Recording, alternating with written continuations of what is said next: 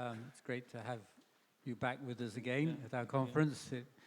Father Václav is an Orthodox priest and theologian, and so he's going to be talking about our topic of maturing from childhood to adulthood from a Christian Orthodox perspective. So over to you. All right, thank you. What I offer in my paper is a couple of images from the Byzantine Patristic and the biblical tradition regarding children, parents, adulthood. These are images that appear in these texts, and of course these images have a relationship with the overall theology of that period, of the Patristic period, of the Byzantine period.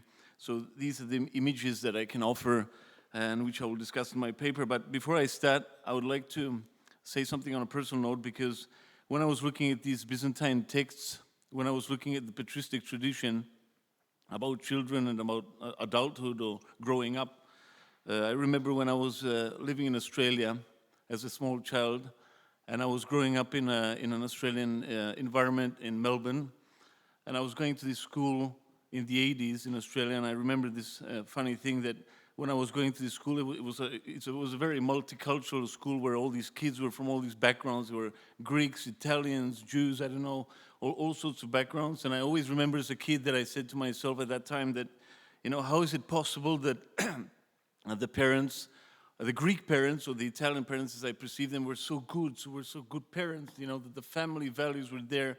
And I contrasted that to the other children from different other groups that were in that school, which had dysfunctional families. There was a lot of divorced kids, divorced parents, and I always reflected on that as a kid. And I said, how is it possible these parents are, these families are so harmonious in contrast to these other ones that I knew and experienced?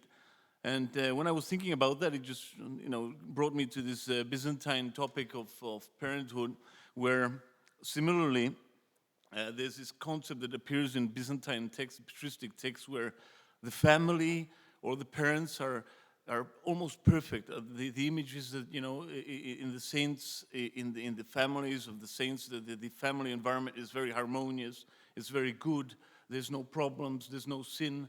Usually the saints come from perfect backgrounds. So that just brought me to think about this when I remembered my childhood, and I said, how is it possible that, maybe I went to a bad school or something? It was just my subjective reflection on the things at that time, but that's what brought me to the theme when I remembered also this personal sort of my experience as a kid. So especially in many Byzantine hagiographic sources and funerary orations, the parents appear as perfect examples of chastity and education.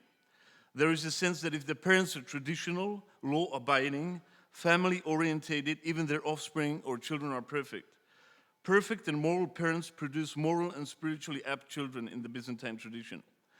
Thus, for example, reading the funeral oration of St. Gregory of Nazianzus on Basil the Great, one encounters perfect parents with perfect offspring. Gregory of Nazianzus writes about Basil the Great in his funeral oration and mother in the following way. I'll just give a quote here. Who has not known Basil, our Basil's father, a great name among all, who attained a father's prayer as very few have ever done? Though he surpassed all in virtue, he was prevented from gaining the first place only by his son. So his son is in equal par with sanctity and moral goodness with his father. Who has not known Emilia, whose name was a presage of what she became, or whose life exemplified her name? She truly bore the name of Emilia, which means harmony, for, so to speak briefly, she was regarded among women as he was among men. So Basil is born from perfect parents, and he has a brilliant head start, at least according to Gregory's oration. Aspects of the Byzantine theological tradition emphasize the important connection between parents and children in the sense of the continuity of sanctity, goodness, and harmony. The text of Gregory almost begs the question, what would have happened if Basil's parents were not so spiritually perfect? Would Basil the Great be so great without such good parents? At first glance, at least from the impression from Gregory's rhetorical writing, one would argue that no one without such illustrious parents would be illustrious himself or herself. For the Byzantines, this sense of divine and physical continuity from the creation of God itself to parents, their offspring, and so on, is an important feature. It's not just a rhetorical device of Gregory's here. While Gregory's account seems a little rhetorically exaggerated, it is true that the Byzantines saw a continuity of sanctity, of sacredness. If God is holy, so is his creation. If the parents are holy, so are their children holy.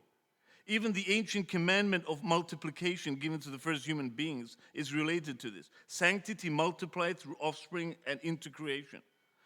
We can remember an Old Testament quote here, quoted by the fathers from Jeremiah, which says, "Before I formed thee in the belly, I knew thee, and therefore thou camest forth out of the womb, I sanctified thee, and I ordained thee a prophet unto the nations." The concept of continuity even before birth and sanctity is very much present there. Again, in the funeral oration on Basil, we read, "This was a happy destiny that befell him, having as he did his own home a model of virtue, on which he had only to keep his eyes to be excellent from the beginning." So Basil's home was just absolutely perfect. There was no problem, and he just had to follow the instructions, and everything would be fine. The spiritual perfection and nurturing role of the mother was highly stressed in the patristic period. The woman, as representative of nature and essence in Byzantine theology, represented the truth and beauty of creation. The Mother of God, as the essence of salvation, represented the ultimate truth in this regard. The woman associated with nature is thus associated with truth. Woman, nature, truth go together in this theology. In one of the very complex writings of the Byzantine later period of Michael Psellos, we see that very much present in a very complex and theological and philosophical way that he analyzes this. I'll just give you a brief quote from him. From Michael Psellos, he's a later Byzantine author, of course, and he says, he makes this connection between nature, woman, and harmony, and he says, "By honoring my daughter," because it's a funeral oration, I forgot to say, "in speech, I'm convinced that I'm honoring truth itself. By honoring truth, I'm honoring the common nature of us all, which he sees in his daughter, he sees in women, he sees in relation to the Mother of God. Hence, it seems to me that one may clearly observe in the books of the ancient sages that they say nature when they mean truth. Truth, nature, harmony, all this goes together for Michael Psellos. Further, Psellos, like Gregory, sees a continuity of sainthood between parents and children, just like the previous authors. The role of the mother can be seen. He writes, "Her parents rejoiced at the sight of her and celebrated because of her as though they had suddenly discovered a great treasure. It was not possible for one gazing upon her to be devoid of enchantment, as the surpassing extent of her beauty drove the pleasure deep down into one." A paramount aesthetical appraisal of womanhood, naturehood, and harmony. As we have implied, the rhetorical idealism expressed in these accounts is not just a rhetorical topos, as everybody would probably think from first view, but stems from an internal belief in Byzantine theology that all is good. This means that it is only logical that both parents and their children must all be perfect and good. A kind of Augustinian perplexity regarding sin and original sin on the continuity of primal sin is perhaps foreign to the Byzantine way of thinking. This brings me to another image from the Byzantine period, that is monasticism. And the rise of monasticism presented a new situation which could have meant a radical relativization of family and social bonds in the Byzantine world. Monasticism also provided a new way of changing one's social or economic status and also a possibility of gaining education. In a way, monasticism gave the power to negate all that was linked with the family at that time or other bonds, and yet believe that it is the calling of higher power, and therefore that becoming a monk or nun and breaking even one's responsibilities in a family environment was legitimized by some higher calling.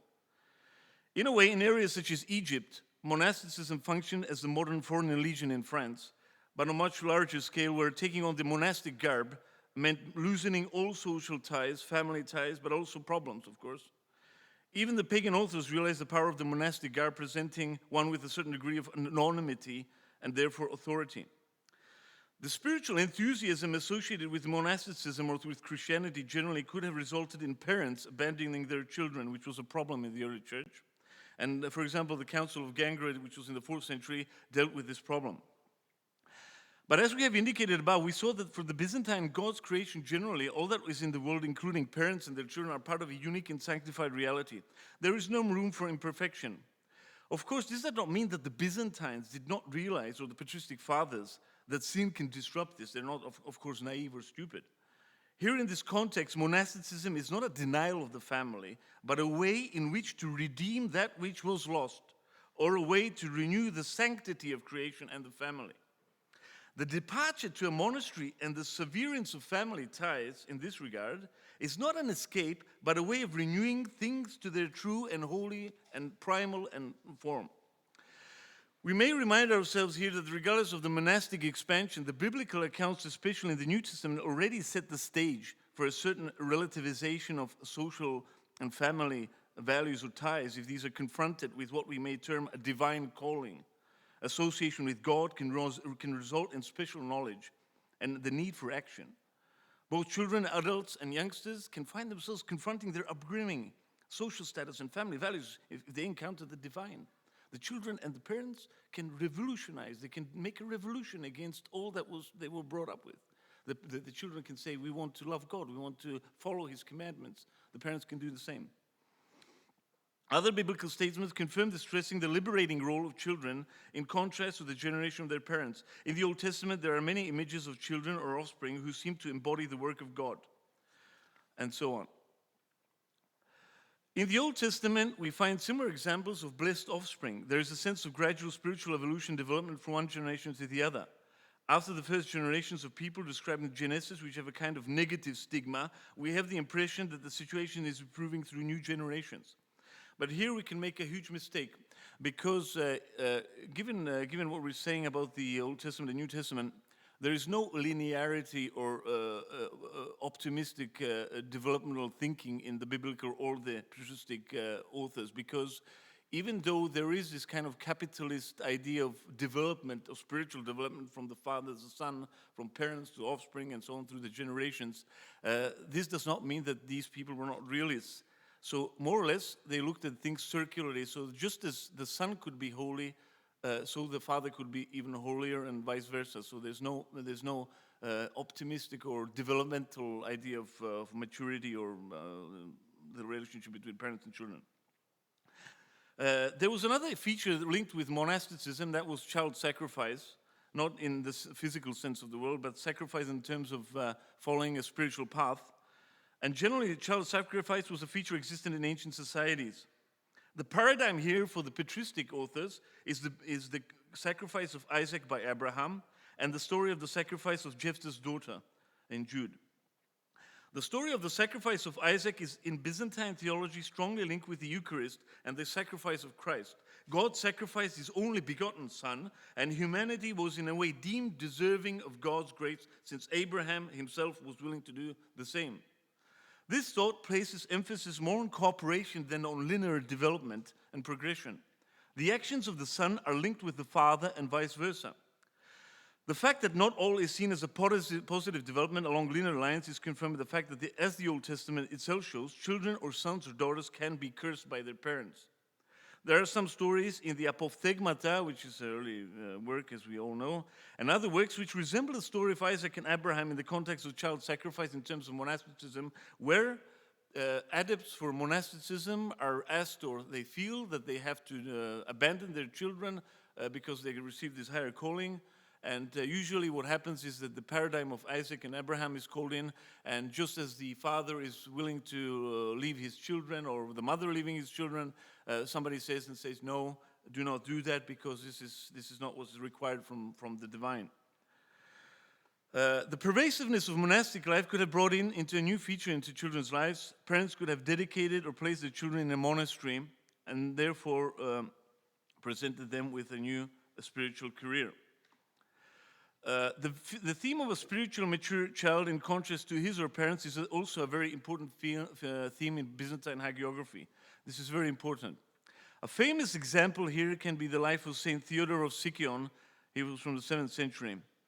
The account speaks of Theodore, who is better than his parents. He's better than his mother. He's better than all the people that were before him, because he, as a child, realized that he has to live a moral life. He has to live a virtuous life, in contrast to his mother and his grandmother, who were prostitutes and were running a brothel in Asia Minor. And this story of Theodore Sikion shows us how the child is more holier than the parents, which is a contrast to what I said in the beginning, where the parents are holy and there's a harmonious whole. But the child is the one who brings the holiness to the parents. And the more the child is holy, the parents are becoming holier through him. And in the end, in the life of Theodore of Sikion, we read that his mother, who was a prostitute, and his grandmother, who was also a prostitute, became law-abiding Christians because of the saintliness of this child that they had. And similarly, in other accounts, like I can mention Nicholas of Sion from the 6th century, we have an integrated picture of holiness where we are told of the existence. Not only, there was this guy, this Nicholas who was born. He was already almost a saint when he was born. And there was a monastery that was built at the same time. It was also a sacred place. All the people that surrounded him was one big sacred unity that received their unity and their spiritual level from this child. The faith in the divine and the overall salvific plan appears in the accounts of Patriarch Photius, who considers children, parents, in a more, I would say, global theological perspective, especially in the perspective of what I would say Byzantine humanist melancholy or pessimism, but it's not really pessimism, it's just a way of identifying what he says. What Photius does is he transcends what I was just saying by saying that the family should be transcended in a way because God and the overall salvific plan is much more bigger than the picture that we can follow here on earth. It's much more complex. And when he confronts issues of child death, Patriarch Photius, he says that we should not really feel sorrow. We should not be really sad when a child dies or when parents die or when anybody dies, because this is a natural way of things that happened here. So Patriarch Photius offers a different dimension. He offers a dimension of relativization of the life here, and that is very much present in his accounts, in his consolations of people who die, of his relatives where their children or somebody else died. And Photius brings in a very nice story here that appears in one of his accounts, and he remembers this story from the Old Testament, from King David, where David laments the illness of his child. It's in 2 Samuel, and does everything possible to cure this child. He prays unceasingly, begs God, and says, "Don't take my child away." That's the story from 2 Samuel. And then Photius says, what happens? The child dies, and King David returns back and not pretends, but just acts as if nothing happened, as if it's just no problem. Life continues, because this is God's will. This is something that we need to reconcile ourselves here on earth. Of course, I don't have much time here to talk about education, which was very important in the Byzantine world, whatever many commentators may think, which always speculate on the relationship between pagan education and Christian education in the Byzantine world. But I'll give a quote from Photius about this. He says, "The acquisition of education becomes for one who has grown old the strongest staff of life, and it transports without pain one who is in the bloom of youth to the beauty of virtue." He says, "Therefore, educate your children in wisdom and virtue, in order that not only when they are young they may possess a beautiful conduct of life, but also when they have grown old they may not need the help of others." So that is about education. I don't have much time to dwell on this because I'm running a bit out of time, so I'll just go a bit. I'll just skip to the later section to finish my talk.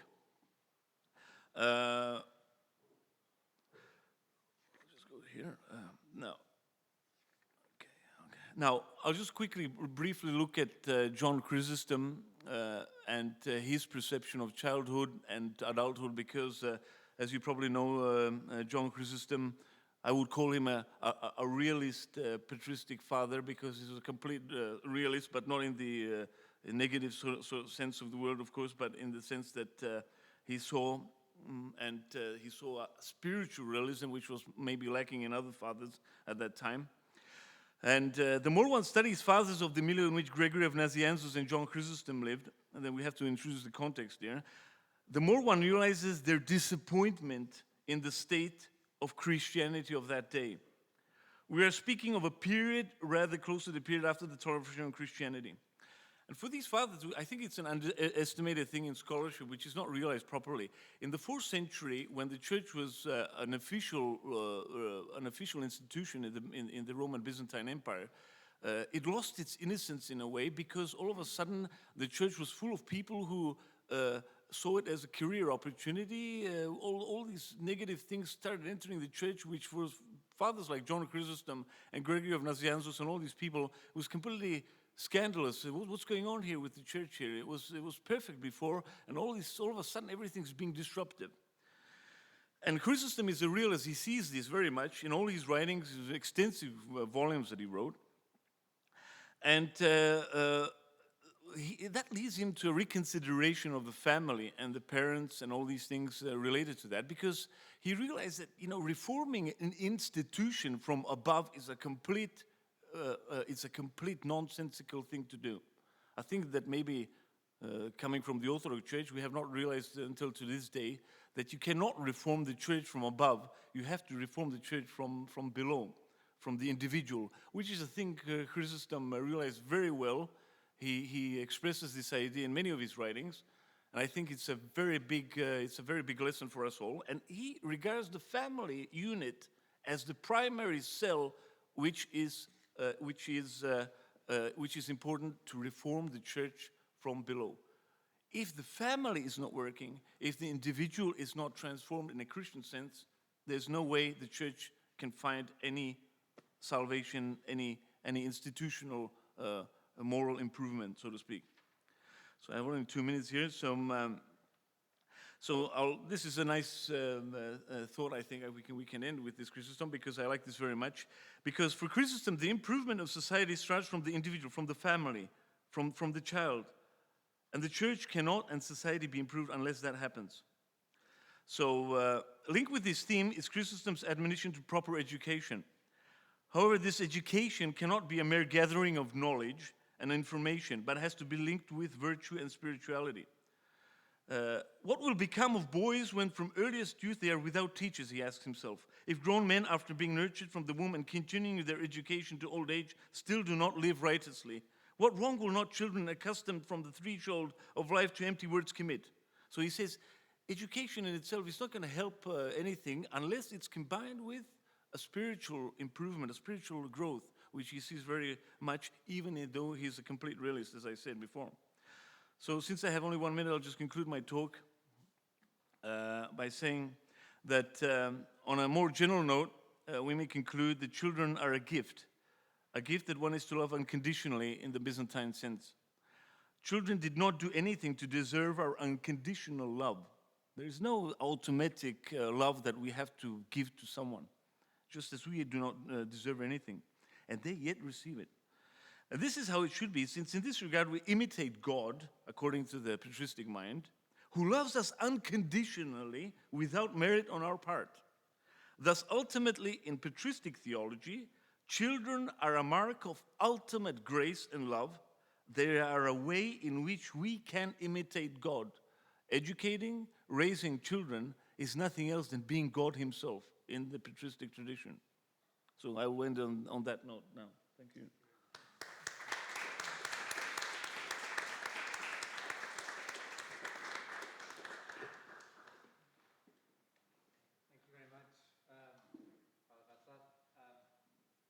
And now we have time for questions. So anybody? Katarzyna. Only people near to me can ask questions. Sorry, I was quite far. Thank you, Father Václav. My question is the questions you just asked at the beginning. Would the Basil the Great would be the great church father if he had different parents?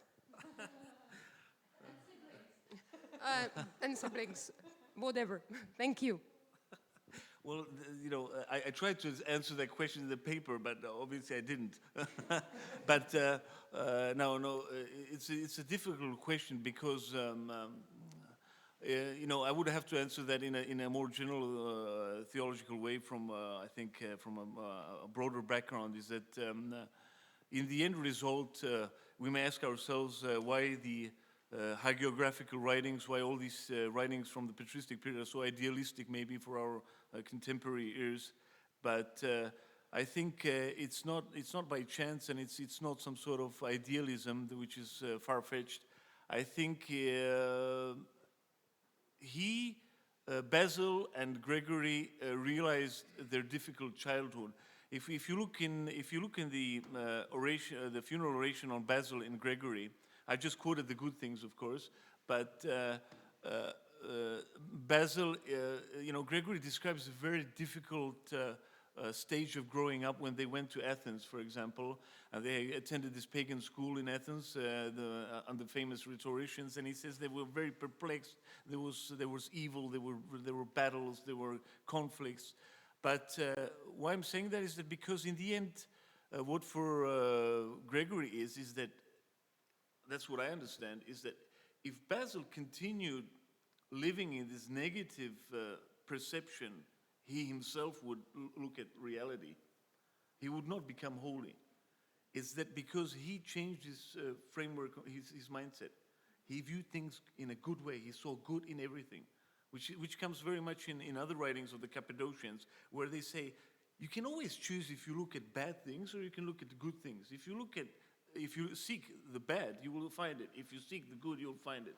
So Basil, at some point in his growing up, let's say, had to say, stop, I have to discard the bad things that happened in my life, just like maybe kids from dysfunctional families have to, and say, no, I have to concentrate on the positive. I have to look at life in a perfect way, maybe for us, idealistic way, but that's a mindset. That's what happened with Basil. He didn't see, he was not stupid. These people were not naive, as we would think, that they're not seeing anything evil in the world, they're not seeing anything bad. But the way they perceived reality, that's what makes the difference here. So Basil, because he looked maybe and chose the good in his parents, or saw the good, maybe that's why he turned out so well. I mean, and even if these parents were not that perfect in the end. Thank you. It might be interesting, Alice, if you would like to reflect on what you've heard, and just, if not, you don't have to, but if you would like to. Probably not now. So I think probably not now. I had like several thoughts, but I think I would have to formulate it like better. Thank you. Okay, thank you.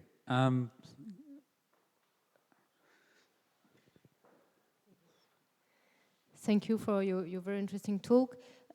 Russ, listening to you, I was wondering to what extent this beautiful vision of the Byzantine perspective is specific to Byzantine world. Because if you think, for example, regarding the holiness of the whole family, if you think about Sainte Thérèse de Lisieux, you had in the 19th century, so very recent, and we know very precise things about this family in France. There was this kind of whole holiness of all the parents and all the sisters and the little Thérèse at the end. So is this really specific to the Byzantine world? Well, it depends on. It depends on what you define as Byzantine, of course. What I was trying to suggest is that this is like saying Byzantine. I think it's not like a Byzantine in the sense of a cultural formation, like of the Byzantine Empire or Byzantine culture, whatever you call it, or Byzantine philosophy, if you prefer. I think it comes from a concrete theology that developed in the Byzantine period. It's not a Byzantine thing. I think it makes sense for me. I mean, as a theologian, it makes sense for me.